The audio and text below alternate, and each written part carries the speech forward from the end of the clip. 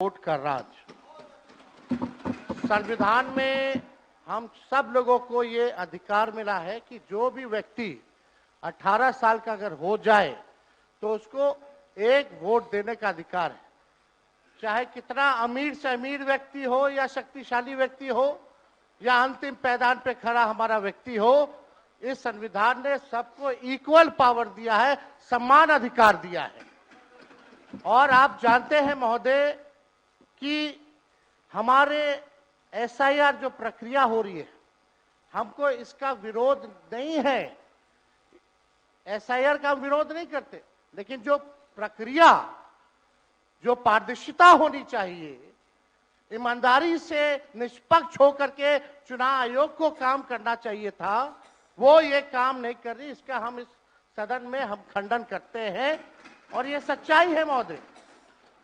मतलब चुनाव आयोग का ये कहना है कि हम जो है कंप्लेंट मिला कि बाहरी वोटर आ गए हैं या बाहर के अंदर आ गए हैं, ये उनके न्यूज के सूत्रों से मिला। शर्म की बात है कि अभी भी इतना बड़ा ड्राइव एसआईआर का चल रहा है और इलेक्शन कमिश्नर अब तक जो है प्रेस कॉन्फ्रेंस करके अपने पक्ष को नहीं रखे हैं और सूत्रों से खबर मिलती रही है। 2003 में ये ड्राइव हुआ था महोदय, जब अटल जी की सरकार थी, उस समय 1 से 2 साल लगा था इसको करने में, और अब ये जाकर के हो रहा है। यानी इन बीच में 2025 और 2003 के बीच में कई चुनाव हो गए। यानी हम मान लें कि नीतीश कुमार जी मुख्यमंत्री बने हैं तो वो फर्जी मुख्यमंत्री बने हुए हैं। अगर नीतीश मोदी जी का चुनाव हुआ तो वो फर्जी मुख्यमंत्री बने हुए, या हम जितने विधायक हम भी चुन करके आए हैं तो वो फर्जी वोटर से आए हैं। तो इसका माने क्या है महोदय? ये सवाल ज्यादा हम समय नहीं लेंगे महोदय। 4 चीजों को लेकर के हम लोगों ने सवाल जो है पूछा था। एक समय को लेकर के, अगर आपको कराना ही था तो फरवरी में एक नया लिस्ट आया था वोटर लिस्ट का। अगर आपको इतना ही कराना था, इतना ही कंप्लेन था, तो आप लोकसभा के चुनाव के बाद आप प्रक्रिया शुरू कर देते। समय जो है लोगों के पास था, वो भी इस समय जब मानसून का समय है और हम लोग भी देख रहे कि कितने घर बीएलए लोग जा रहे हैं। खुद ही कई डॉक्यूमेंट्री हम लोगों ने वीडियोस देखे, कई निष्पक्ष ईमानदार पत्रकारों का हम लोगों ने वीडियो देखा है कि बीएलओ जो है खुद ही फॉर्म अंगूठा मार करके साइन करके अपलोड कर रहा है। और इसमें महोदय इलेक्शन कमीशन ने डॉक्यूमेंट मांगे, 11 ऐसे डॉक्यूमेंट मांगे। पहले बता दें, डॉक्यूमेंट के मामले में चाहे मैट्रिक का हो, चाहे बर्थ सर्टिफिकेट हो, डेथ सर्टिफिकेट हो, बिहार सबसे फिसड्डी राज्य है डॉक्यूमेंट के मामले में। मात्र 2.3% जो है बिहार के लोगों के पास वो डॉक्यूमेंट है महोदय। फिर भी वो 11 ऐसा डॉक्यूमेंट मांगा जा रहा है जो गरीब के पास ही नहीं है महोदय। क्यों नहीं आधार को जोड़ा गया? आप इलेक्शन कमीशन ने आधार को लिंक किया था वोटर आईडी से ताकि डुप्लीकेसी ना हो महोदय। क्यों नहीं राशन कार्ड इंक्लूड किया जाता है? क्यों नहीं मनरेगा कार्ड यूज करने के लिए अनुमति दी गई? बल्कि ये बात सुप्रीम कोर्ट में भी मामला चल रहा है। सुप्रीम कोर्ट ने चुनाव आयोग को फटकार लगाते हुए सलाह दी कि आप आधार कार्ड यूज कीजिए, आप राशन कार्ड जो है आप इस्तेमाल करने का काम कीजिए। लेकिन इलेक्शन कमीशन सुप्रीम कोर्ट के फटकार और सलाह के बाद भी खुल के सामने आके अपनी बात को नहीं रखा। 4.5 करोड़ लोग महोदय। एक मिनट, वहां से आप मोबाइल का इस्तेमाल नहीं कर सकते। पत्रकार दीर्घा से मेरा निवेदन है, आप वहां से ना तो फोटो खींच सकते हैं और ना वहां से आप वीडियो बना सकते हैं। कृपया ऐसा नहीं करिए। अध्यक्ष महोदय, हम तो अपना वीडियो लेकर के डलवा सकते हैं। आप बोलिए ना।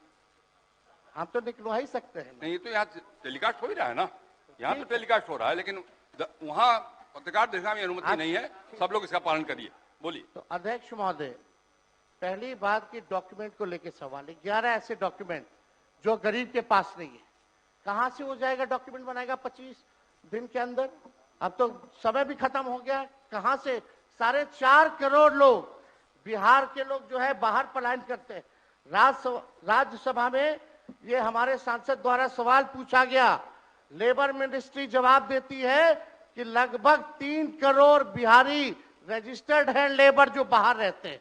तो नॉन रजिस्टर्ड को आप मिला ले तो 4.5 करोड़ जो बिहार के लोग जो है वो बाहर रहते हैं।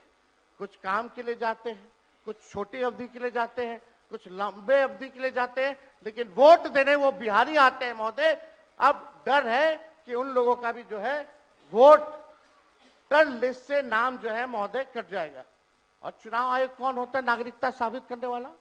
ये काम भारत सरकार और गृह मंत्रालय का काम है। चुनाव आयोग का काम है निष्पक्ष चुनाव कराना। कहीं कोई कानून में अगर लिखा हो कि नागरिकता की बात है। यहाँ 2 उप मुख्यमंत्री बैठे, दोनों उप मुख्यमंत्री सूत्र के हवाले से बयानबाजी शुरू कर दिए कि बांग्लादेशी आ गया, नेपाली आ गया, म्यांमार का आ गया। कल परसों ही सुन तो लो भैया, पर एक मिनट अध्यक्ष महोदय, सूत्र को क्या कहते हैं और सूत्र पर ही तो ये सारी बात कर रहे हैं। नहीं, सूत्र पर बैठो ना भाई, ये जनता को भरमाने का खेल बंद करें। नहीं अध्यक्ष महोदय, ये बरगला रहे हैं बिहार की जनता को। बहुत हल्के आदमी सिंडी बनाने वाले हैं। आप सूत्र के आधार पर ही क्या क्या सब गंभीर विषय पे चर्चा चल रही है। बिहार को लज्जित करते हैं। चुनाव आयोग का आप बैठिए। बहुत हल्कापन आप दिखाते हैं। आप लोग क्यों नेता बिल्कुल को कमजोर समझते हैं कि खड़े हो जाते उनके पक्ष में? अध्यक्ष महोदय, बोलने दीजिए। सुप्रीम कोर्ट, एक मिनट, सुप्रीम को एक मिनट, अपने पार्टी के नेता की बात भी नहीं सुनना चाहते हैं आप ही लोग शोर कर रहे हैं। बिना अध्ययन करके आते, ये तो दिक्कत बोलिए। है। सुप्रीम कोर्ट में मामला अध्यक्ष महोदय चल रहा है और कल ही चुनाव आयोग ने एफिडेविट चुनाव आयोग में हलफनामा दिया है 780 पेजों का। उस 780 पेज में कोई विदेशी, नेपाली, बांग्लादेशी, म्यांमार, घुसपैठिए का कहीं भी जिक्र नहीं है, कहीं भी जिक्र नहीं है। तो आप जब इलेक्शन कमीशन नहीं मान रहा है, जब इलेक्शन कमीशन नहीं मान रहा कि कोई घुसपैठिया नहीं है, कोई भी, अरे भाई सुन लो ना, आप अपनी बात कहिए ना, अपनी बात कहिए। कोई बाहर, वही विदेशी के वोट से नरेंद्र मोदी प्रधानमंत्री बन गए, वही विदेशी वोट से नरेंद्र मोदी जी प्रधानमंत्री बन गए। अरे अब तू चुनाव जीत गया। नेता विरोधी दल इधर देख के बात करिए ना, इधर देख के बोलिए। इधर देख के, उधर क्यों देखते हैं आप? इधर देखो यार, इधर क्या देखो। बैठिए प्रेम जी, बैठिए। बैठे मत बोलिए, बैठ जाइए। आप भी बैठे मत बोलिए। फरवरी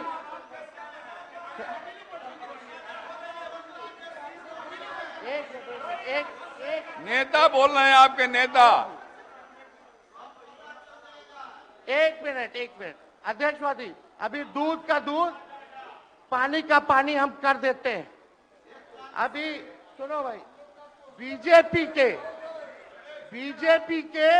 52,986 पंजीकृत बीएलए ने कभी भी विदेशी नागरिकों के मामले चुनाव आयोग के सामने नहीं उठाए। बीएलए आपको जो इस संबंध में कहना कहिए ना, ये आरोप प्रत्यारोप का जगह नहीं भैया। ये विषय वैसा नहीं कि इसमें आरोप प्रत्यारोप किया जाए। बात